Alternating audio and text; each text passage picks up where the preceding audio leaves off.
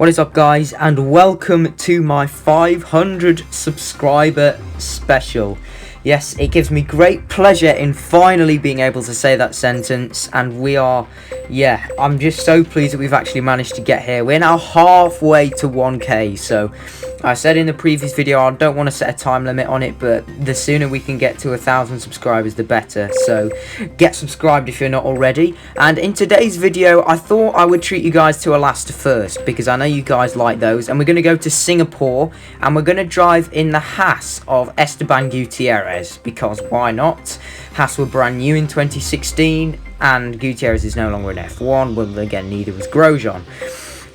So yeah, I thought it's just a completely neutral team, a neutral driver, and we're going to go from last to first, driving as Gutierrez on the max settings. So Singapore's quite a tough track for the player, it's a good circuit for the AI, and it's also my favourite circuit that happens to be in this game. So here's the settings we're going to be running, and with that said, let's pretty much just dive straight in. It's Sunday evening here at the Marina Bay Street Circuit, and the cars are being prepared for what is going to be a fascinating event. It's time for the Singapore Grand Prix.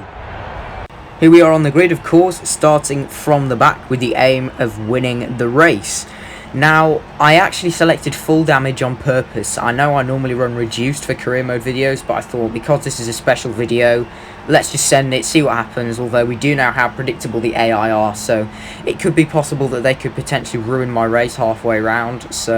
But I'm not going to restart, we're just going to go for it. This is going to be my sole attempt at this challenge. On strategy, we're going to go from ultra soft to maybe super soft tyres, depending on the tyre wear, as we are now revving up to 5 red lights for the 500 subscriber special Grand Prix, live from Singapore, and we're underway. And it's been a pretty good start off the line, a very good start off the line. We've already jumped Haryanto and Ericsson and their line, and maybe even some more drivers heading into the first corner. The AI always squabbling, as they always do. We've got a Sauber on my outside trying to squeeze me in a bit. There's the AI all battling on the inside, but we're going to take a wider line. Signs squeezing me into the wall there, but we're already up to P17, so that's 5 places gained in just a handful of corners, as we now send it down the inside of the Spanish driver, and already my teammate Grosjean is up next in P15. So that represents a fabulous start. We've already gained 6 places, and the sooner we can cut through this AI traffic, who are always squabbling, the better, as we go for a very optimistic dive bomb there on Jolly and Palmer, who nearly spins me into the wall. We get a warning for a collision with Grosjean. I'm trying to be ultra aggressive here, because I'm eager to get these moves done, because I know that I can lose so much time getting stuck behind these, well, effectively silly, slow, unpredictable AI. You call them whatever you want. We have a half look there, another warning for a collision, but now we are going to send it. No, not quite. But as I was saying, the sooner I can cut through this traffic, the better, while the Mercedes are out running in clean air. That's a beautiful move, if I do say so myself. A double dive bomb at the Anderson Bridge. We've now made contact with Hulkenberg, got another warning, so I better be careful to not get another one. We're going to send it on the German, and Alonso and Perez in the wall there. That's a triple overtake going into the bridge section. Wow, that's incredible. We're already into the top 10 by the end of the lap. That's just, I don't think I've ever had a start as good as this to a race. Button goes a bit wide there. We're going to get a great run now on the 2 Williams cars. First up, Felipe Massa, my current teammate from F1 2016 career mode, down the inside of the Brazilian. Valtteri Bottas up next, who I'm currently driving as, down the inside of the Flying Finn, who goes straight on, and we're into P7. And yes, this is on max difficulty, because you guys saw me select it. This is the Iceman, Kimi Raikkonen, down the inside at the Anderson Bridge. We're going to squeeze Kimi off the road a little bit there, and we're now into P6. And here's his teammate, the exact same move again. Another warning for collision. Vettel goes straight on. He's still there though, is Sebastian, but to be honest, I thought I was a bit aggressive, so I'm going to let him back through and race fairly. But now I can go for the dive again. Once again, Vettel squeezing me out. This is a great battle against the 4-time world champion, but all this squabbling is going to cost us so much time. I'm going to go for it again, this time in too deep. Vettel does the switch back. Yeah, I'm just going for every possible opportunity here to try and get these moves done. There, Vettel goes a little bit wide, but now I've clouted the wall, and I've got wing damage.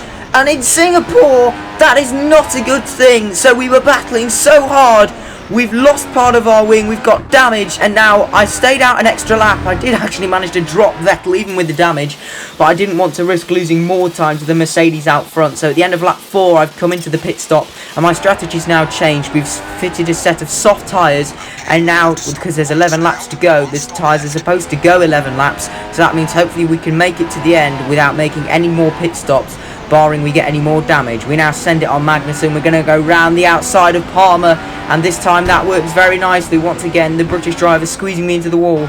We've got a bit of a history of colliding with him, as you guys all know. Vettel goes straight on there. I think he must have got some sort of damage from that, surely, and now this is my first lap traffic of the race. Alonso not leaving me any room there whatsoever, so I had to take a corner cutting warning to avoid hitting the back of the Spanish driver.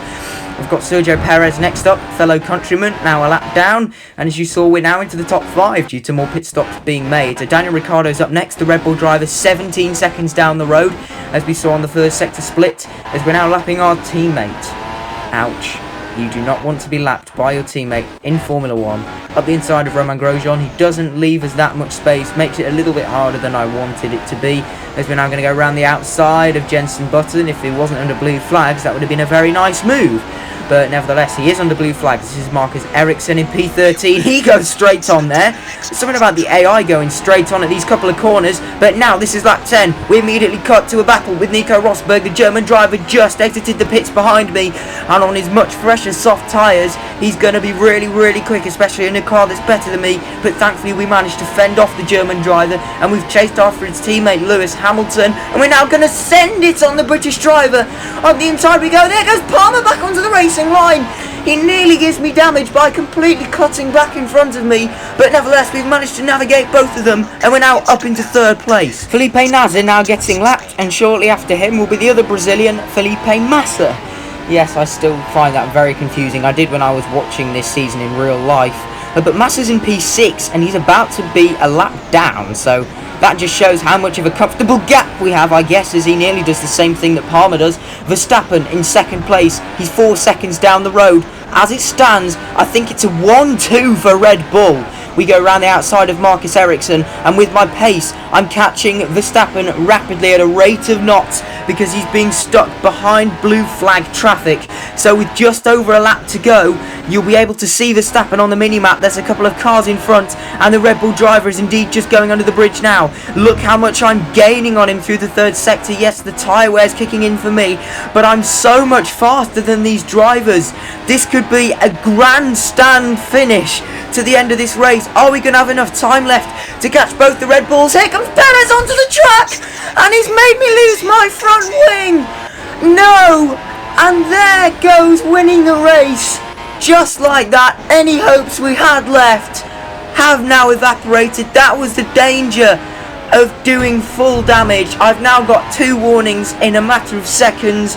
I don't care. I went all or nothing to set myself up for that last lap showdown against the Red Bulls. But now I've got no chance because the blue flags once again has ruined my race. Thanks Perez, thanks very much, much appreciated. I hope you have an awful race. Well, he has done, he's already been a lap down. Verstappen now over 6 seconds and it's game over. However, I do think Hamilton is quite a way behind me, so hopefully, especially if I can defend a little bit, we should be okay to finish on the podium, which is still very impressive on one of the toughest tracks for the AI on maximum settings, to go from last to a podium in a rubbish car as well. Bottas just completely screws me over with blue flags there. At this point, I don't even care how many warnings I get. We should still hopefully get enough to finish on the podium, which, as I've said, is still, you know, a great recovery, gaining 19 places on a track where overtaking is notoriously difficult. But it could have been so much more. Verstappen now 12 seconds down the road. Yeah, I think we might have got second. I don't know how far Ricciardo was in front of him, but nevertheless, the fact that Perez gave me damage is going to mean we are going to see a 1-2 for Red Bull Racing as Daniel Ricciardo wins the Singapore Grand Prix, and Max Verstappen will follow him behind to take 2nd place in a fabulous 1-2 for the Red Bull team based in Milton Keynes. However, for Haas, they'll get their first podium in F1 from last on the grid. Esteban Gutierrez is going to finish 3rd, and come on, we've got to be happy with that.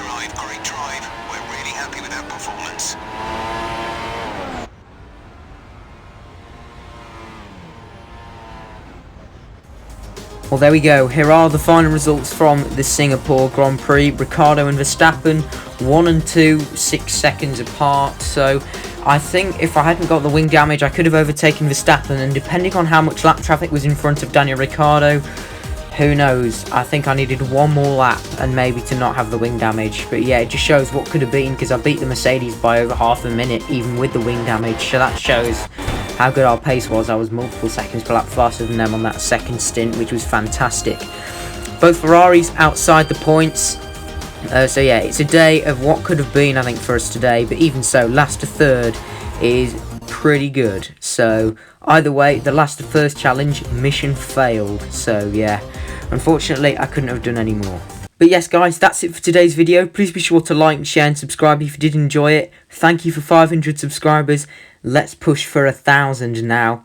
Thank you very much for watching, and until next time, goodbye.